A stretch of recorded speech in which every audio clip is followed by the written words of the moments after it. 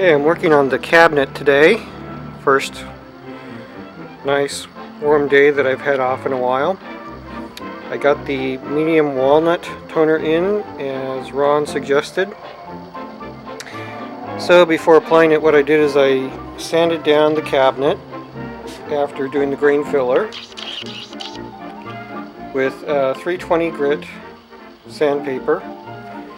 And then after a light sanding with the 320 grit, I dipped a paper towel into the liquid of the walnut toned paste filler, and then just gave the cabinet a wipe down with that, very light. And the first coat of the medium walnut Mohawk toner is on the front panel at this point. So I'll let that dry for a little bit and see how it looks. Probably give it a light sanding and then see how it looks with one more coat. And then I'll do the top and sides of the cabinet as well.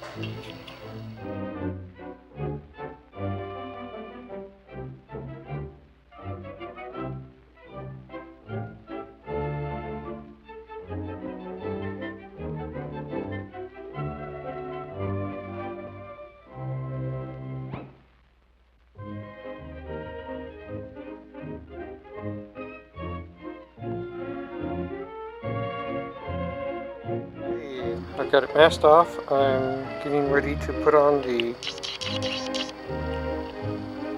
extra dark walnut on the trim pieces on the bottom. Give the cabinet a little bit of contrast, much like the original finish might have had. Okay, so here's the progress so far.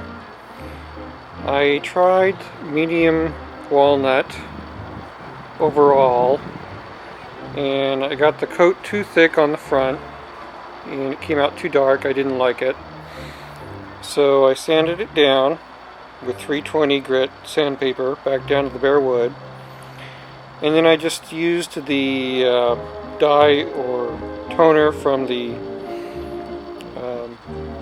walnut toned grain filler and wiped down the front of the cabinet.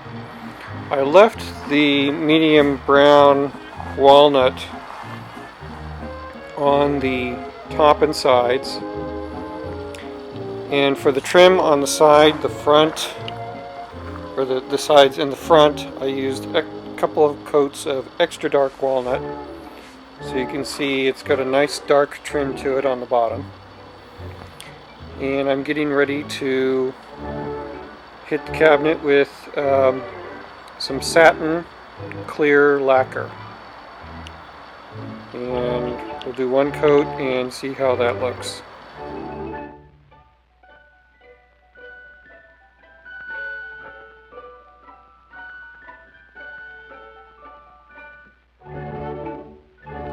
Well, since I refinished the cabinet, the radio got a new dial, I decided to get a new cloth.